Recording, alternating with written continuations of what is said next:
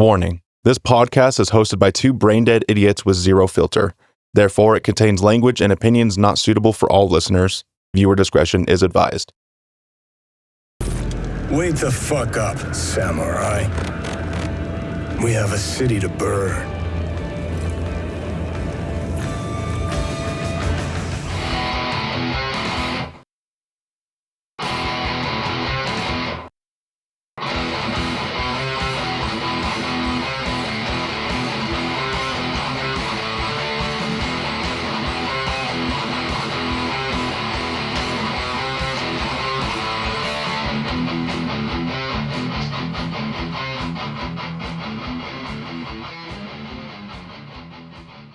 Two, one.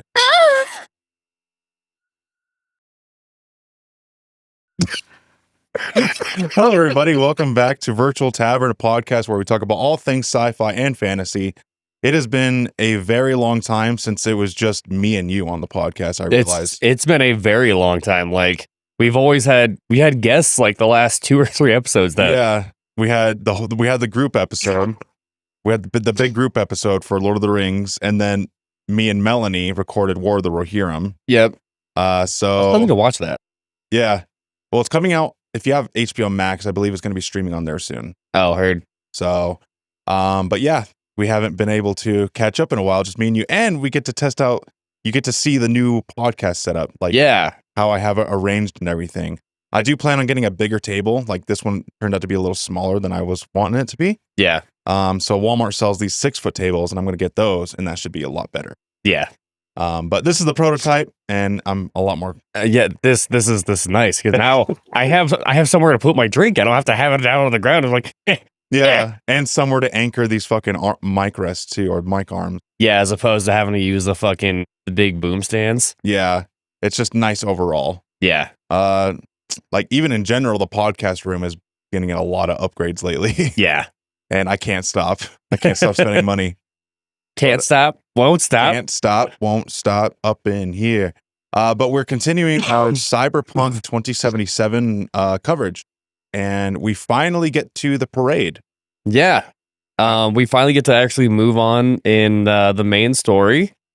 And I feel like this is the last really big mission before we're forced to actually start doing like different side quests and things.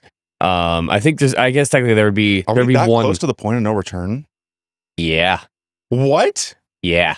We barely started. We're close. I mean, Jesus, I forgot how short the main story is if you just bulldoze through it. Yeah. If you only focus on it, it's a shorter game.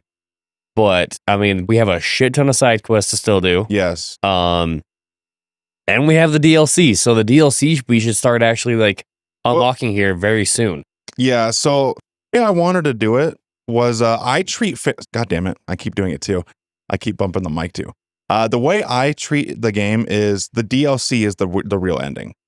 Yeah. Like I want to get to the point of no return, and then we go out and do a bunch of side quests until we're happy. We're not going to cover everything in the fucking game, but we're going to cover like the main characters, like Carrie Uridine, River Ward, Judy, Panem. We're going to cover the main characters. Yeah. And any other outlying side quests that we feel like are important to like the overall narrative, or any side quests that we want to cover.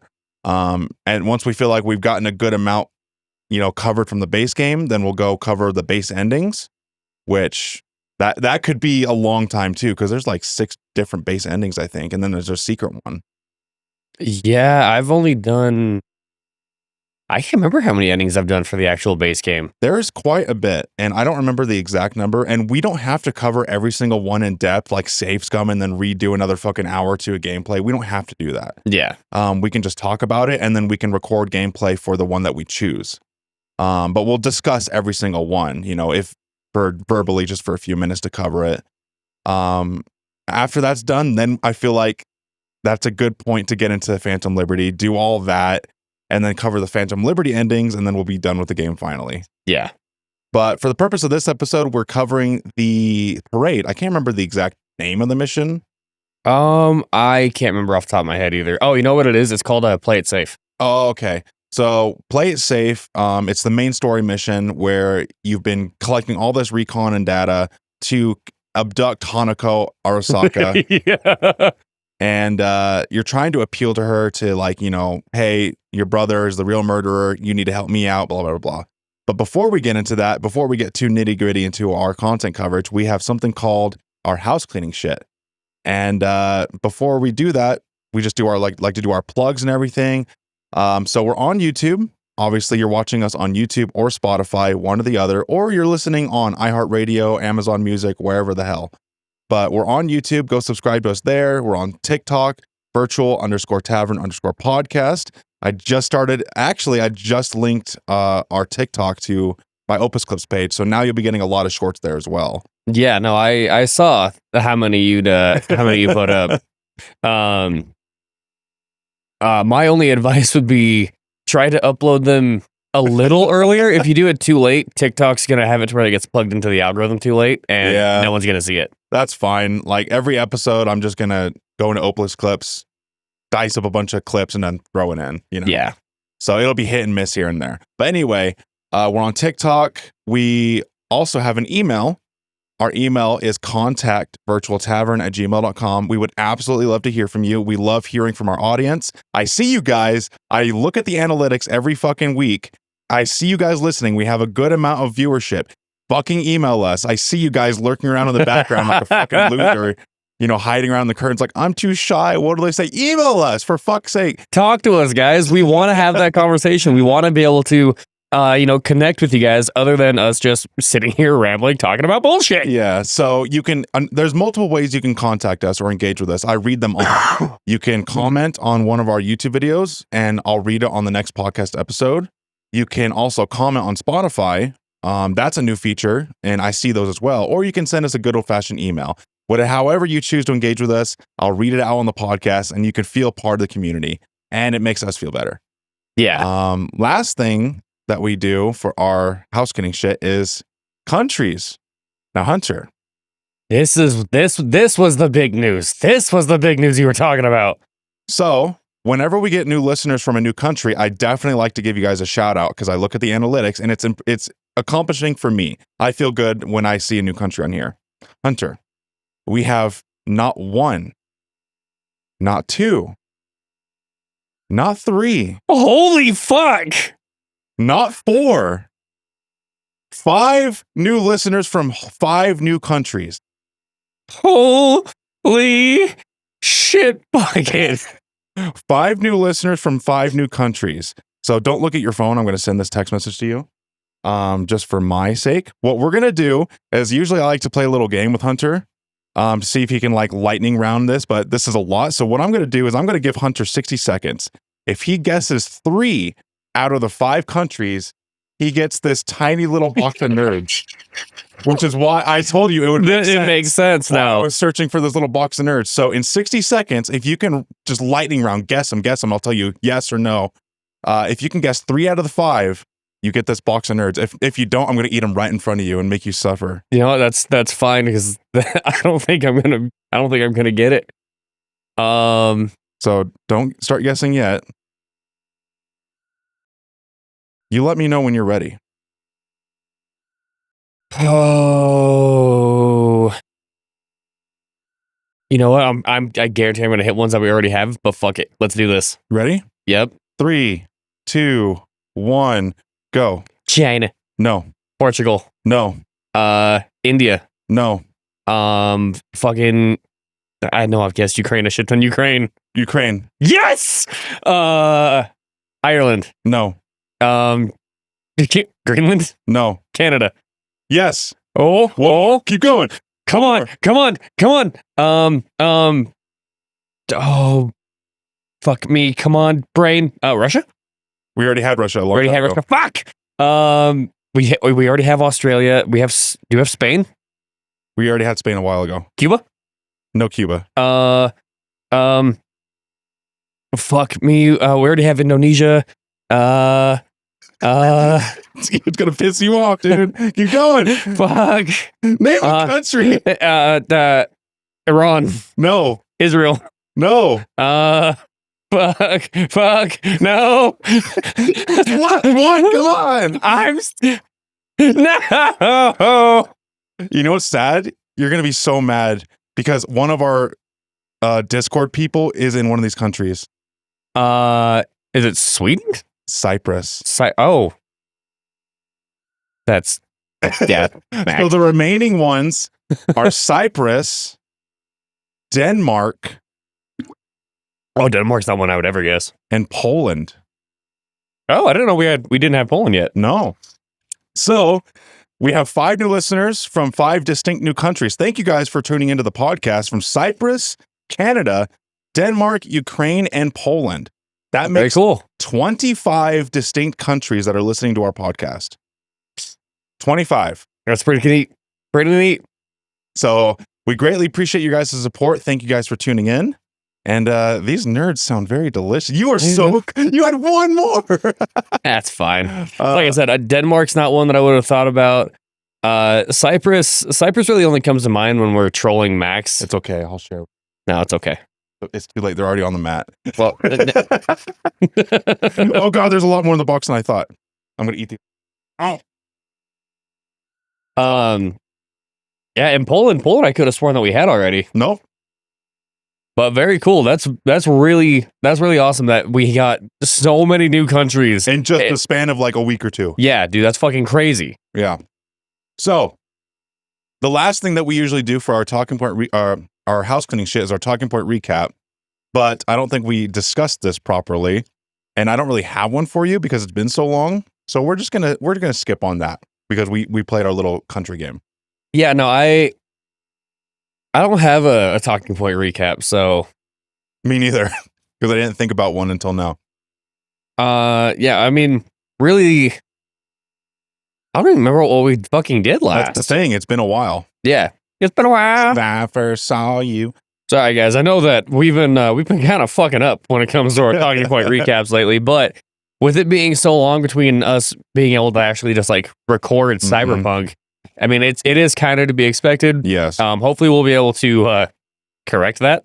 Yeah, it's all good. Give us some patience to get some more consistent uploads for Cyberpunk. Yeah. But anyway, to dig right on deep into our content coverage, God damn, girl. Thirsty, dude. So last we left off with Goru and Goru, we infiltrated the warehouse and got the intel and everything. We hacked the barge's like security system. Oh, that's right. We got the shard from Wakako, Yeah. and she gave us the information and everything on the parade. Now we actually go to the parade. Yeah. And it opens up with a very beautiful scene. Like, it's the parade, you're holding up your hand. Oh, I guess I'm getting a little too far ahead. Yeah, you're I'm gonna say there's a funny part that I want to talk about. Yeah, so you go up to Goro and he's leaning against a ledge. And did you choose the same option I did, the cool The one? cool option? It's Yes. like, Goro, you have so much to live for. He's like, that is not a funny thing. Yeah, he's like, hey, if you're thinking about jumping, there's a helpline that you can call. V, that is not funny. Yeah.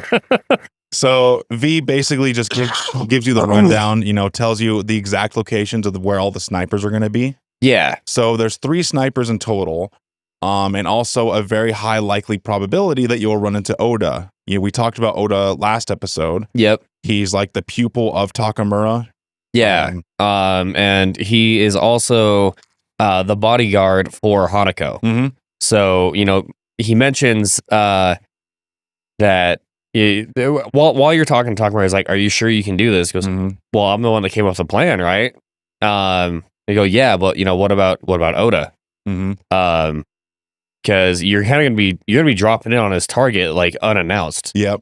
Because you have a fair point. Adrenaline and instincts will kick in during something like this, so I just have to hope I'm still faster than he is. Yeah. But for me, this first little bit, like the conversation with him and when you first start getting to move around for the parade was a little frustrating because I was trying to stream it and record it at the same time. I'd been streaming for a couple hours and my computer was just like, I can't do this. You've already spent so many resources. Was it the crowd part where the actual parade comes in? Well, even just like walking around and stuff, it felt weird. Like when when Takamura passed me the shard, everything was like glitchy. I'll So weird. I'll include a little clip so you guys can see what I was dealing with. It was like I can't do this. So I ended my stream. I shut down my computer. Let it hang out for a little bit.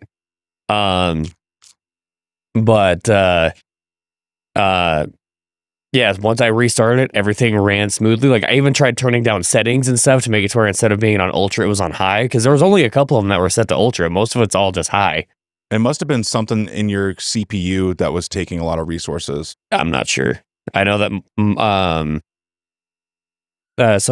I have a thing that tracks my GPU's temp, and the actual graphics card itself was doing fine. There was another like sub part that it wasn't overclocking, but it was probably 30 degrees hotter than the other side. It probably was your CPU. Something logic wise behind the scenes was fucking up and stressing out your CPU. I guarantee it. Yeah. So anyway, I had also done a Pan Am mission. So to make it to where that footage would be all nice and non-jittery, I redid that.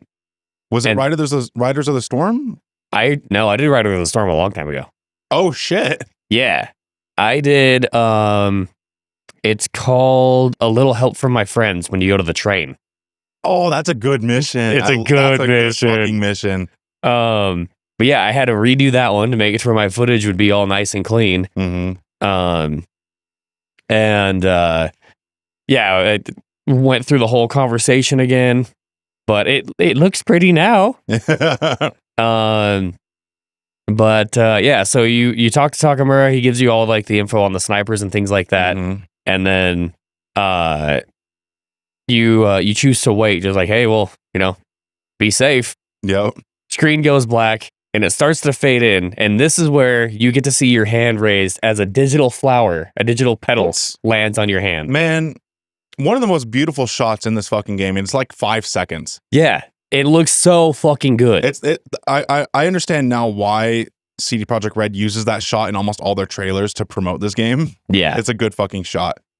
But yeah, you hold your hand up to the pedestal, the holographic pedal, like the lily petal is falling down.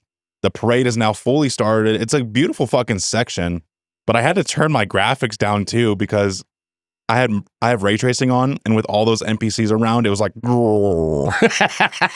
so yeah, I had to turn FSR up a little bit to get through this section. But you walk through the parade, it's fully started, and you start taking out the snipers one by one. Yeah. And I do enjoy this, but something I have a problem with is a little bit of a suspension of disbelief. The snipers are so close to people. When you take them out, there should be an onlooker that looks to their left and be like, oh shit. Yeah. Like you're that close to everybody else. It's not like you're fucking far off on like a balcony somewhere. Yeah. You're right there. The railing is right there. Like 30 feet from the sniper that you're killing are people parade like, woo, cheering. Yeah. All it takes is one of those fuckers to look left. Oh shit.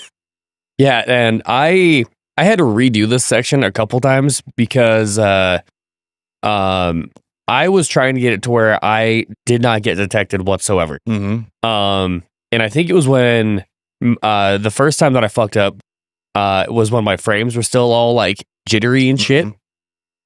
I tried hacking, and I forgot that even though like I can kill that first sniper just fine, that trace will still go. So I'm like, fuck, dude, I've got to redo this again. So, I relaunch, I go to run in, fucking hit a goddamn landmine, trip his ass, fuck. And it was just fucking slip ups again and again. And he was like, fuck you, god damn it. That happened to me later on in this mission for sure. Are you able to hack the landmines? Yeah, you can disarm them. I must not have enough technical ability to where I can actually hack them anymore. Like the hacking must be scaling upward now to where it requires more and more technical know-how and RAM to be able to disable the mines, because I can't. Interesting. But I don't invest anything into those skill trees, to be fair. Yeah. So I didn't have that option because I tried. I'm like, I can just, oh shit, it doesn't work this time because I haven't invested any points in that tree. So what I did, I just bunny hopped over those fucking landmines. And it's great because I have the double jump. So it's like boing, boing. Yep. But it was a little nerve wracking. I'm like, oh shit, oh shit, oh shit. Because if you're even slightly close, like Yeah, exactly. And I did have that happen once, but miraculously, I survived, but the fucking sniper didn't. So his own landmine killed him and left me alive. That's fucking funny. So, yeah, you go through killing off the snipers one by one. You kill one, you got to climb up a ladder, and then you go across the catwalk. And Johnny has something funny to say about the catwalk. He's like, hey, you're going to fucking die over stupid fucking corpo. Do a catwalk. I can't remember exactly what he says. I can't remember either. But he has something smart to say about the catwalk. You go across the catwalk, and that's when you have like a little bit of a vertical section where you kind of like trickle down from like level to level. Oh yeah. So, on that little catwalk, Takemura also reminds you, hey, like you're gonna have the ships flying over you, so don't get cooked. I thought if I was crouched, I'd have been fine. No, you still get fucked up. Oh, you have to wait for the ship to get in the center where there's no fucking engines to go across the catwalk. This part is a little bullshit because there's also drones that look past left and right, and they spot you instantly. It's not like the humans where, the little sight glass goes up, like the eyeball fills up. The fucking drones instantly. Oh, yeah. Like, fuck you. You didn't even give me a chance to like throw my throwing knife or kill him stealthily. It's like, oh, hi. Yeah, I didn't even kill him. I just became a fucking cat. I just jumped all over that shit. Like, I think they spotted me twice. But yeah, no, that part's actually kind of fun for me because, like, I like being the little stealthy fucker. And a hip and a hop and a hibbity hop. But yeah, you're bouncing back and forth from rooftop to rooftop, like a little Batman kitty. Yeah. And you go down to the bottom level. There's more trip mines they have to deal with. Yep. And heavily armored Arasaka guys. So if you get discovered here, you got to deal with these fucking brutes. Yep. I don't think I got discovered at this point. I did for sure get discovered later on, but at this point I'm good. So I'm throwing my throwing axe, my doom throwing axe. And when I can, I Sendeva stand and sneak behind a guy, crack his neck. And then you get to the third sniper. This one's actually pretty hard to take out stealthily because there's a big like lobby room in an L shape. Oh, and there's mines fucking everywhere. Mm-hmm. And there's a drone, I think, outside the windows too, scanning everything as well. Yeah. I was able to actually, because I can hack. I was able to hack all the mines and then break his neck before that drone even popped up. Yeah, so it's a little bit tricky. I just Sendeva stand, quickly sprinted to one of the guys sitting on the couch. I was like, and then quickly sprinted to the sniper, and that's when the claymore went off, and so I was like, I'm alive, and it killed you. Fuck you. That was your mine. I was like left with half health. It was fun for me too because there were a couple parts where, like right behind the snipers, or either right behind them or right next to them, there was a computer that I could hack to get fucking, demons and shit from. So I was like, ooh, I just kind of looked at the camera. Watch this. It's hacking time. Yeah, exactly. It's Morbin time.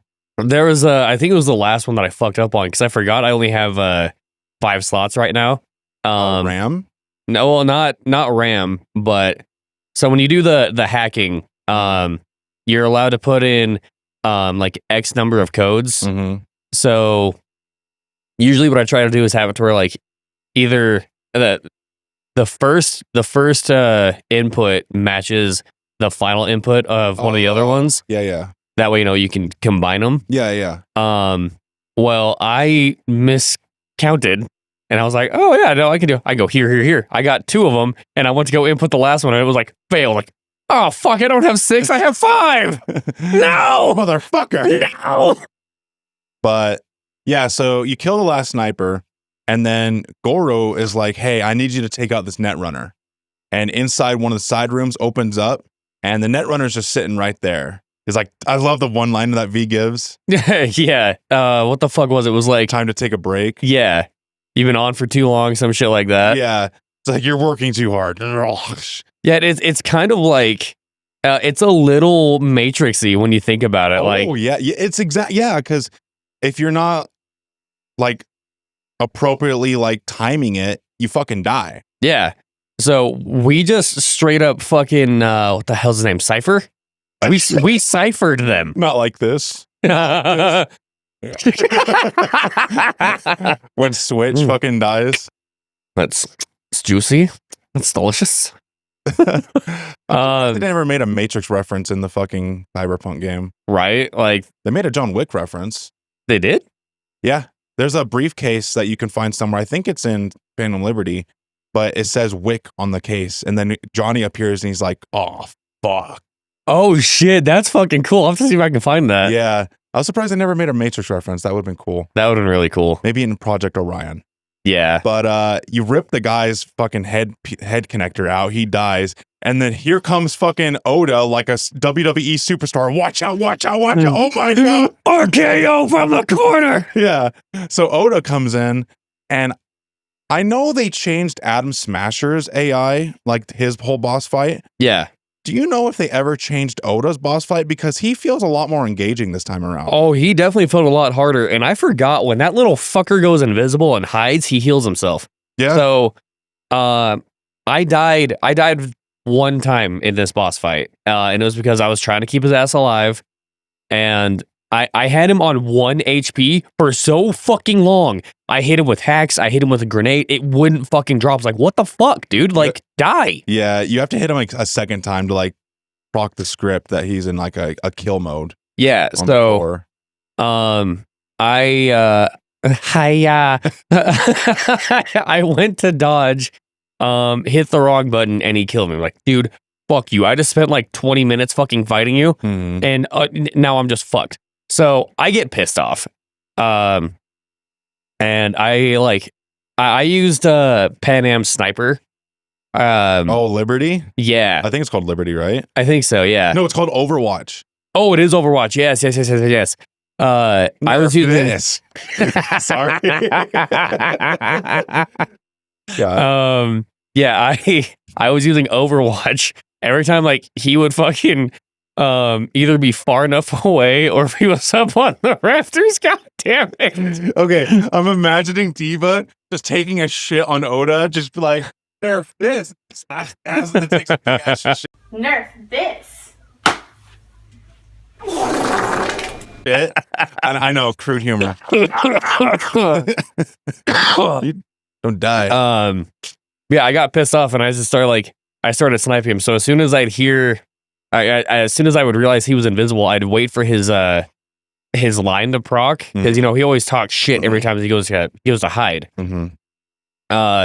And I just started running up and fucking meleeing him. Like, no, you don't get to heal. No. So what I did was I threw my throwing axe at him. He goes invisible. The throwing axe doesn't. So the indicator, it's like, oh, he's right there. And also it would do a burn effect. So I'd see the little damage numbers as he walked away. Yeah, it's like ding, ding, ding, ding, ding, ding. You think you're fucking hiding. He's like, oh, please, no. Please, Uni. But yeah, that's how I would find him. I'd throw my throwing axe. It has a burned effect. So I'd see the damage numbers and be like, you're not invisible, dude. I see you. Yeah. It was a pretty hard boss fight, though. Like, I specialize in blades, and he was pushing my brakes in melee combat as well. Yeah, no, he was being a pain in the ass. And I did like have to kind of laugh at myself during the second boss fight when I was just meleeing him and when he'd go to heal. Because he was down to, I think, like 4. And it might have been 2. He might have been down to like 2. And I was just sitting there with my pistol. Yeah. Why won't you die? God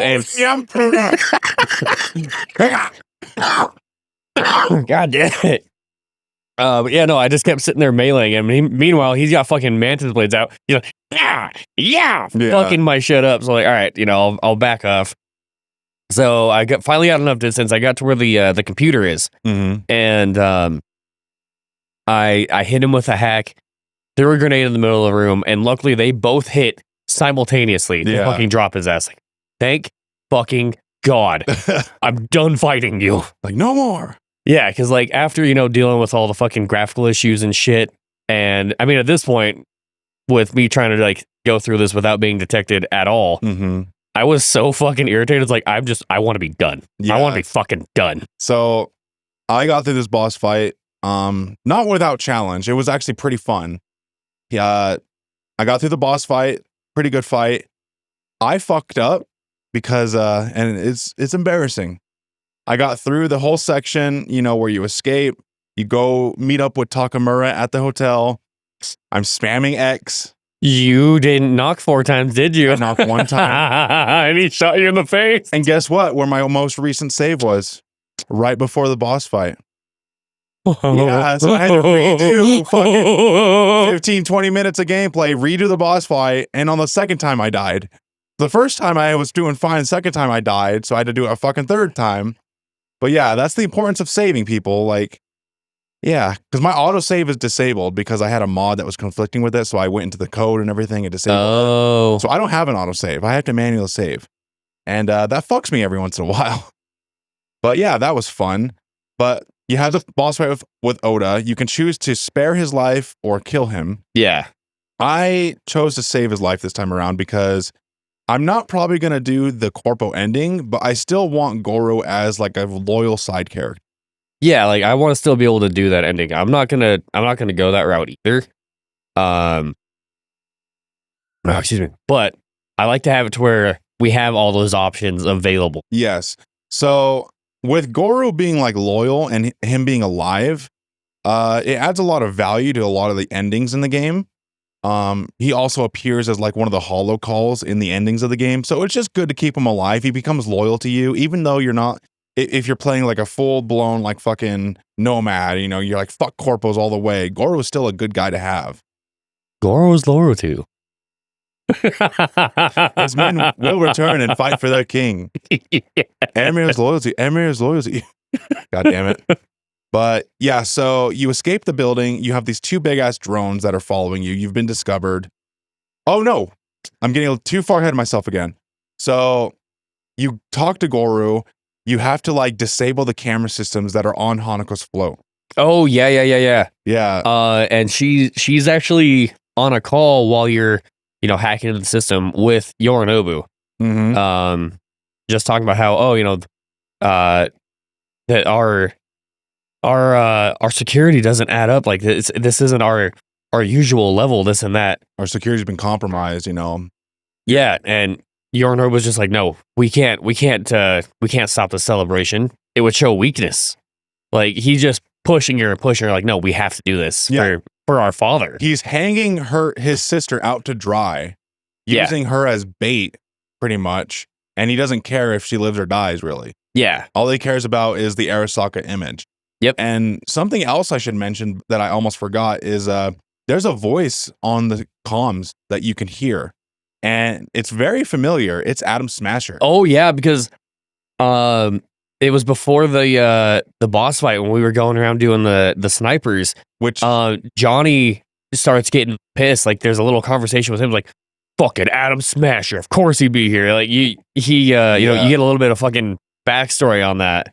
Yeah, he's like, I can't kill Saburo, so I might as well settle for the next best thing. Yep.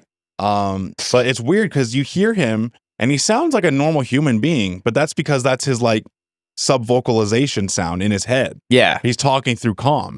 It's not his real voice. When you talk to him in person, you don't really talk to him. Like when you engage him in person, he's a fucking Borg. He sounds, you know, synthesized and everything. You're a fuckable piece of meat, aren't you? Yeah.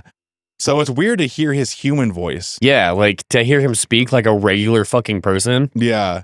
So Johnny gets all pissed at that. And you actually do see Adam Smasher later on in this mission for like a split second. Oh, I didn't ever see him. Oh, it's so we'll get to that. So Goro hijacks the float after after Hanako's conversation with her brother, and he's pleading with Hanako, be like, "Hey, I need to tell you all these things, the truth about your father's murder and all that." And what was Hanako thinking? What did she think she was gonna do? I don't know, like, right at him. Yeah, I was gonna say she starts getting posted up like fucking. She's like Mr. Fantastic and Robert Rifles. For real though. Like, what did you think you were gonna do, Hanako? Dude, I feel like the perfect fucking moment would be right here, right before she starts to charge towards him. Cue fucking Starship Troopers music. When they're like on Clendathru, we're like, they sucked his brains out. Jesus. Or like a fucking Left 4 Dead zombie. Yeah, no shit. But yeah, Hanako charges Goro for some fucking reason. Goro, he's a fucking quick draw, like, yeah, he like fucking tranks her ass. Yeah. Shoots her with a trank. And then he's like, all right, go V, we're compromised. And that's when all hell breaks loose. You disabled this alert system, but I don't know how they're alerted now. I don't know. Maybe there was like a secondary one or something. I'm not sure. Maybe she has something tied to her vitals. Oh, it could be. Like that would actually make sense because corpos do have like, the higher end like life insurance policy. Yeah, so maybe her vitals, if they're out of whack, it sets security off too. Yeah. So you're alerted to the authorities. You have to get the fuck out of there. That's when you have the two big ass killer drones that are waiting for you. So obviously you don't want to fight them. You just go down the fucking the catwalks again, speed past through the main door, go down the elevator. I fought them. I mean, you can. I mean, I didn't know that you could just bypass them because of where they were at. It's like, all right, cool. Like before, when hacking was what it originally was, Mm-hmm. I could hit them both with 2 short circuits and they blow up. The fight with those 2 bastards took me so much fucking longer than it should have. Like I was having a fucking shoot, hide, waiting for my RAM to build up because my RAM build up hella fucking slow right now. And I finally get to where I could hack, like see just a corner of their body, like okay, short circuit. And couple rounds, fucking fuck off. So you can fight them, but I just chose like fuck it. It was my second time dying, so I'm like speed past them. Yeah. You go past the fucking hallway, you go down the elevator, and that's when you get to like the main lobby and everything. And there's a news reporter out there, and I can't remember her name, but she's like relevant to some side quest later on. She's on the site doing the story. I can't remember her name. But that's a nice little Easter egg right there. You can talk to her and like interrupt her shot and everything. Oh, that's cool. I didn't know that. So Goro tells you, I'm at this abandoned motel. It's like, how did he get 800 meters away that fucking quick? Well, Jesus. Goro's fast. Yeah. Oh, that's true. He is like enhanced for speed, maybe. Well, he also doesn't have cybernetics though. Oh, his cybernetics are all shut down because he's no longer part of Arasaka. That's right. They're all proprietary. Yeah. So so if you're part of the Corpo origin, all your cybernetics are proprietary. So when you're burned by Arasaka as part of your origin story, they disable everything. Yeah. It no longer functions. Because like I only remember that because when you're talking to Johnny later on, V brings that up. Yeah. So yeah, he does. He's like, hey, he's pretty good even without any working cybernetics. Yeah. So I don't know how the fuck he managed to do it. Like, unless it was because simply because like we still had to, scale down and do all that shit. He had a little bit more time. Yeah. But yeah, so there's a abandoned motel 800 meters away. He says knock 4 times. That's when I was smashing the button. I'm like, oh no. See, and I debated on doing it for the fucking meme. The fact that you did it by accident is fucking hilarious. Yes. I think honestly it might have been my second playthrough. I did the same thing. I was like just fucking spamming. I was like, son of a fucking bitch. I'm in danger. It's that shot of Spider-Man when the fucking mine goes off in his face. But yeah, so you knock 4 times. He attaches a fucking claymore to the door, savage. But you walk in and you're like, that's when you confront Goro. He's like, Goro, what the hell? Why'd the plan go to shit and everything? So I made her tea. Like, oh, so you kidnapped her and you made her a cup of fucking tea. She politely declined. But yeah, you go talk to Hanako, and she's very prim, very proper, part of the royal family and everything. Yeah. And she takes everything that you say with a grain of salt, very calm, very collected. So you're telling her like, hey, your brother's the real killer and all that. Do you really expect me to believe all this? She keeps her cards very close to her chest and everything. Yep. And there's a couple options here that are corpo related, but it made me sad because they're very generic corpo related dialogue options. Yeah, I mean, there wasn't anything like too special about him. It was just talking about how, oh, I'm sorry. Yeah, like coming from someone that, used to be a part of, like, I'm sorry, this must be hard for you to hear. That's not corpo. No, it's fucking family matters, dude. Like, yeah. I was excited. I'm like, oh, here I am talking to the head of the Arasaka Empire. I could like have a cool ass corpo decision and be like, hey, that's the way Arasaka works. Like, no, it's like, hey, I know this is tough for you. I'm like, that's not corpo. Hey, Bucko, I'm sorry that you're having to hear this from me, but Daddy's not coming home. That's basically like all it was. It's not corpo, but whatever. No. So yeah, you do the dialogue options. You tell her like, "Hey, this is my offer." She's like, "Oh, you're making me an offer." Ooh. Ooh. But yeah, so you tell her, "Hey, I need." You tell her about the relic. It's killing me. You are the only one that I know that can help me. You actually fill her in on Andrew Hellman, and she's like, "Oh, that's very interesting." You know, well, I'll have to get in touch with him. Not yet. Oh, okay. That's not until you're talking to her through the proxy. Well, no. You do talk about how. Wait, it's through the proxy. You're right. It is through the proxy. So with this one, you're telling her, you know, your brother. I know this is hard for you to hear.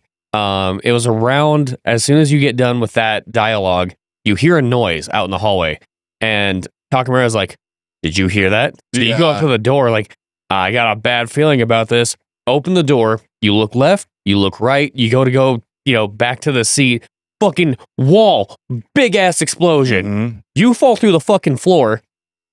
And next thing you know, like Johnny's fucking, you know, all hologrammed out in front of like, "Hey, we got to get the fuck out of here." So before we get too far, that's where you see Adam Smasher. That small little 5-second scene. Adam Smasher is actually the one carrying Hanako out onto the fucking helicarrier. Interesting. So it's like a blink and you'll miss it kind of thing, but that was Adam Smasher carrying Hanako. That makes sense. So yeah, the SWAT team rolls in, the floor collapses, and that's when Johnny wakes you up and says, "Hey, we got to get the fuck out of here." And that's when V says, "Hey, we can't leave Goro back there." Yeah. Johnny, go ahead. Oh, I was just gonna say this is where you get that opportunity to like decide whether you leave him or you go back. And I couldn't remember where to go the first time. So I went and I cleared out all the guards going up to the front door. And I was like, dude, I thought you have to go to the stairs to go up, you know, run all the way back. And I had a couple of really cool moments, that I'll include for, B-roll. But, there was one time going through this, cause this is a section that I did a few times. Mm-hmm. Mainly cause I I forgot like how many times I could dodge. So I either would get wiped or something stupid would happen that would cause me to have to redo it. Yeah. Which eventually, again, I got pissed off. I just started using Overwatch to fucking shoot people in the head. There was a room with like 3 or 4 dudes that I went full on like Call of Duty on them. Like I ran out of ammo, so I swapped to the next pistol, just started fucking going ham. Like it was fucking sick. But yeah, you you go through a hole in the wall. You start eliminating guards and you start going up the staircase. And this is when Johnny reappears, like, "What the fuck are you doing? Like, there's no saving him." You go up back into the room, and even Goro's like, "What the fuck are you doing? Like, you're gonna die." So with me, this is actually funny because I didn't remember, I couldn't remember how to get to him either. So I just look up in the sky, I see the crater, I'm like, can I? You just double jumped your way? I just double jumped. It took me 2 seconds. Fuck you. I double jumped from where you landed. I double jumped once, crawled up, double jumps the second time, crawled up, and then I'm right fucking there. That's actually kind of funny. So that's cool. Like an unintended way. Like if you don't have the double jump, you have to go that long way. Yeah. So that's another reason why I love CD Projekt Red's game design is because like little moments like that where they play styles diverge. Yeah. No, you got to skip a whole shit ton of fighting. Yeah, I did. Like I probably killed 20 guys heading up to fucking Goro. Yep. Which is interesting because for my first like 2 playthroughs, I didn't know that you could save Goro here. It's not explicitly stated. It's not like a quest marker or a quest load. It's like something you have to go out of your way to do. Yeah. Which I love. It's like you wouldn't know it unless you're paying attention kind of deal. Yeah. You know, I love that kind of game design where you could easily miss it, but the rewards are great. So you go save Goro. He's hunkered down. There's like 3 agents that are fucking shooting at him. Yeah. And you go outside the main hall. You take a right. There's people down the hall. Those 3 soldiers were fucking a bastard to deal with. Oh yeah. I died the first like 2 tries, I think, to them. That's when I finally went into Sandevistan and was like, all right. All right, let's go, Goro. I think I died that part once. Which again, at this point, I'd already said, fuck it, I'm using the fucking sniper. Yeah. And there were a couple of shots when I like swapped to that style that I don't know how the fuck I hit. Yeah. There was one dude that was hiding behind like a shelving unit or like something along those lines. Like there were pipes and shit in front of him. Yeah. I just fucking turned, aimed, and popped him in the face. Like, that's cool. I'm gonna include that footage too. But yeah, like the fight that happens right outside the door is a pain in the ass because you got guys coming from the right, coming from the left. Mhm. Finally, you clear all of them out. Yep. And you get down to the main door, and if I remember right, the relic starts fucking kicking your ass again. Yeah, he starts kicking your ass, and then Goro's like, all right, we need to separate. We'll have a better chance if we split up. Yeah, and V's like, oh, really? No shit. Yeah. Yeah, and that's when a little bit of a time jump happens, right? It fades to black, and then you wake up in that hotel. Yeah. I think it's the Sunset Motel. It is. No, it's either the Sunset or the Notel Motel. I think it's the Sunset, though. One of those two. But you wake up in the hotel, you have a shotgun aimed at the fucking door, and I love this scene. And Johnny, you know, he's filling you in and everything, and you start hearing a knock on the door. And Johnny's like, don't fucking touch that door. Don't you say a fucking word. Dude, it's kind of like old school fucking radio DJs, like, don't touch that dial. Yeah. So I tried it. I'm like, I know it's scripted. I have to open up the door, but I'm like, I wonder if I just stay here a while. Nothing happened. Yeah. A little disappointing, you know, like you want to do what Johnny says. Yeah. Well, the part that I thought was funny with this is there's an option when Johnny's going off on his fucking rant just to tell him to shut the fuck up. And he goes to start like, hey, saying fucking random shit's not gonna fucking help anybody, Johnny. Just shut your gonk fucking mouth. Yep. So you open up the door and it's a proxy.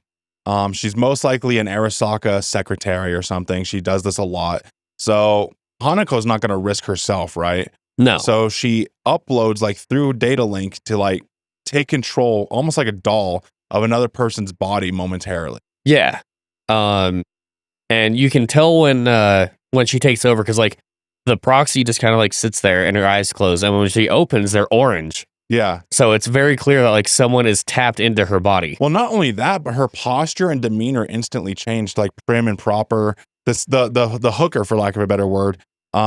She put her cigarette down. Yeah, she had a cigarette and she's like, oh, get this out of here. So that's a clear indicator like it's a different person. Yeah.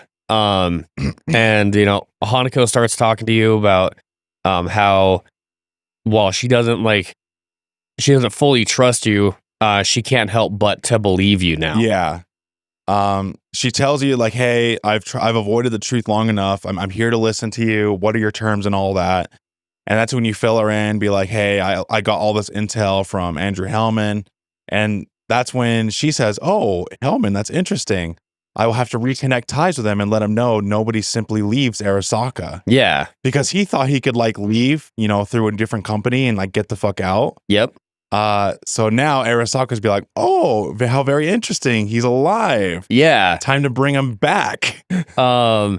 And you start asking her like, what do you know about Mikoshi? She gives you like, you know, all the different details on it that it's essentially like an archive of these constructs that are not only, you know, at Arasaka, but they're also on like different stations and shit like that. And when she refers to it as an archive, there's I can't remember if it's a dialogue option that you proc or if V does it by himself. He goes, I think you mean a prison. Like, no, don't get it fucking wrong. Like, this is fucked. Don't get it twisted. Yeah. But she's like, you know, and you're gonna help me. Which again, I know this one this triggers a response that you can choose. Yeah. Where you can either say something along the lines of like, oh, you think you're making a deal with me now? Yeah. What I went with was we're gonna help each other. Which makes V say, no, you're gonna help me first. She goes, I don't think you understand. I said that we need to act quickly. It's like, no, you don't understand. I'm fucking dying. Yeah. There's a lot of back and forth, but eventually she ends up on like, hey, I'm going to give you my private line. Call me if and only if you hear something about Mikoshi, right? Yeah. And then the line ends. The proxy, you know, leaves the house. She's like, oh, finally. Yeah. And that's when you and Johnny are talking back and forth. He's like, you know where we are? We just landed on thin fucking ice. Yep. Crash landed. Crash landed.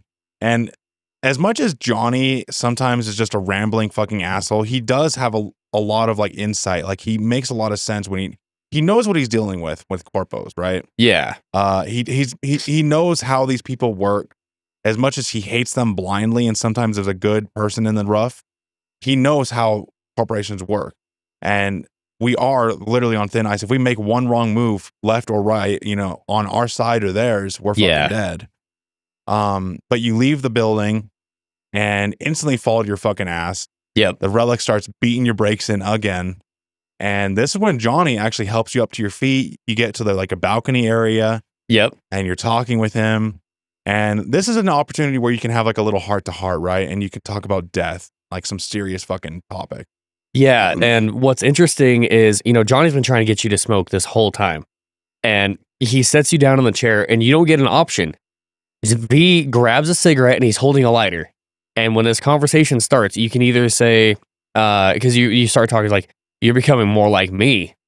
You can either not smoke it, be like, well, I don't want to be that because you're a prick. Or you can smoke, be like, you know what, you're probably right. For me, I didn't smoke. I threw it away. I do that almost every time. Wait. Oh, I thought you were going to say like, no matter what you choose, you still smoke. No. So there's an option. There's a don't smoke and a smoke. And it kind of shifts how the conversation goes. Well, I chose to smoke because I saw it as, all right, the decision is meaningless. It's pointless regardless. There's no choice anymore. There's the illusion of choice. Yeah. Like you can choose to smoke or choose not to smoke. The choice is pointless and it's an illusion. It's not there because you're already merging personalities. True. But I mean, even with me choosing that, I was still able to like steer the conversation into a more like polite tone, but I did have it to where like they were bickering kind of back and forth for a while. There was a funny moment. Johnny says, "Hey, look at us. We're two old geezers on a porch arguing." Like an old married couple. But yeah, you have a nice little back and forth. You talk about death and everything. You can ask him like, "Hey, what was it like to die?" Yeah. And you can choose to like connect with him a little bit here. But I eventually just chose to get up and, continued on my merry way. One bit that I did really like about this is V brings up, I understand why it is that you don't like Mikoshi. And it's because they take away your right to die. Yeah. Like you're stuck. You're not allowed to do anything. Like you're preserved like a fucking goddamn piece of meat in a fucking freezer. Yeah, that's true. I don't think I chose that option, so that's cool to hear actually. Yeah, like he starts coming to more of an understanding as to why Johnny feels the way he does about taking down Mikoshi and Arasaka specifically. Because it took away his agency. Yeah. Like all corporations do. They take away your life, your choices. The one thing that you have any agency over is your life. Like you can choose to end it at any time. And Arasaka took that away too. Yeah. So, Johnny didn't have any choices to what happened to him. Yeah. So that was a bit of dialogue that I'd actually forgotten about that I actually really liked from that conversation. Yeah. So that's the end of the mission. Like, I mean, technically it's like 2 or 3 missions, but like as a whole complete slice of pie, whatever the fuck, I don't know, whatever analogy you want to say. Like it made it a complete saga. Almost. There we go. Thank you. Because I mean, like we could have just done play it safe, but we would have had that little snippet left over to go and talk to Hanako and do all that, but it wouldn't have felt complete. Like, no.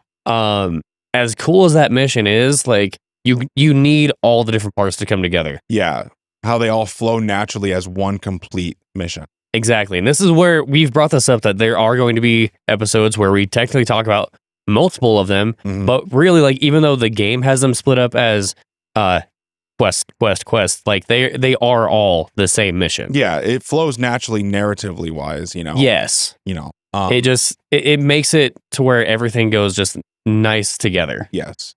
So that's the end of what we're going to be covering this episode. I think next time we can either go straight into the Pan Am shit, like Riders of the Storm and, the other Pan Am quests, or we can just keep going and bulldozing through the main story. I think we should break it up a little bit because we've done our last 2 Cyberpunk episodes have been about Goro. So we can either do Judy, because I have a few Judy missions lined up. I do need to do. I need to go to Judy's mission where you talk to Fingers. Okay. Why don't we do that? We can actually do a little bit of both, because I guarantee Judy's mission isn't going to be enough to fill up one episode by itself. So we can do like Judy's mission, and then you've already recorded it. We can do Riders of the Storm. So you don't need to do anything except that one. I thought we were going to have it to where the romance quests we do all as one episode. Ah, shit. Because they're timed. That's the important thing to remember. They are timed. If you wait 24 hours in game, it's done. What, really? Yes. Riders of the Storm is the first time one for Pan Am. Really? Because I waited a long time to finish Riders of the Storm. Interesting. Yeah, usually maybe it's the one after that. With those missions, like you have X amount of time to start them. Otherwise, they disappear. That's how it originally was anyway. They might have changed it with the update. But that's why I just went ahead and got them recorded so I wouldn't have to risk losing them. Well, whatever we do, you'll definitely want to tune in next time. Hunter, are there any last closing remarks you want to say about this episode? I really liked this series of missions a lot. Because like we got to have a couple of like human moments, not only with Johnny again, but we gotta, actually sit down and talk to Hanako. Yeah. A new character. Yeah. And really we kind of got to bond with Goro a little bit. Like the one thing that I really liked about this was the call that you get from him to like actually, initiate it. At the very end of that holo call, he smiles at you before he hangs up, which is like, Goro doesn't smile. A little weird. Yeah. But yeah, no, I just feel like it was really good, like character development. Yeah. Yeah. I feel like there's a lot of good character development here. We get to meet new characters like Hanako. You're starting to build up your relationship more and more with Johnny. Yep. That's another line of missions that we need to cover too, is the Johnny Silverhand missions, like his loyalty mission. Oh yeah. So that'll be one that we definitely cover. I don't really have anything else to say about this episode either. It had a great boss fight, like a first proper boss fight. Yeah. Sadly, we don't get another one until Adam Smasher. Yeah. This game has very few like actually good boss fights that are unique. Other ones are just big ass bullet sponge versions of normal enemies. Pretty much, yeah. But well, Phantom Liberty does. Oh, yeah. That immediately popped into my head. Yeah. So that being said, I don't have anything else to say. Hunter doesn't have anything else left to say. We're just going to hang out here for another 3 minutes to fill up the runtime. No, I'm kidding. This has been Virtual Tavern, a podcast where we talk about all the things sci-fi and fantasy. Be sure to email us, contact virtualtavern@gmail.com. Let us know what you think. Do you have a question about Cyberpunk? Do you want to just tell us how good looking I am, over here? Do you want to stroke my ego cock a little bit? Fucking potato looking motherfucker. Hey, I'm a good looking potato.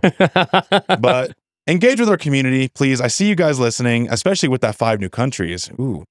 But thank you guys for tuning into the podcast. Greatly appreciate it. Yep. My name's Adam Edgar, joined by Hunter Chambliss, and we will see you guys on the next one. Oh, I forgot to defend your camera now. You asshole. Bye.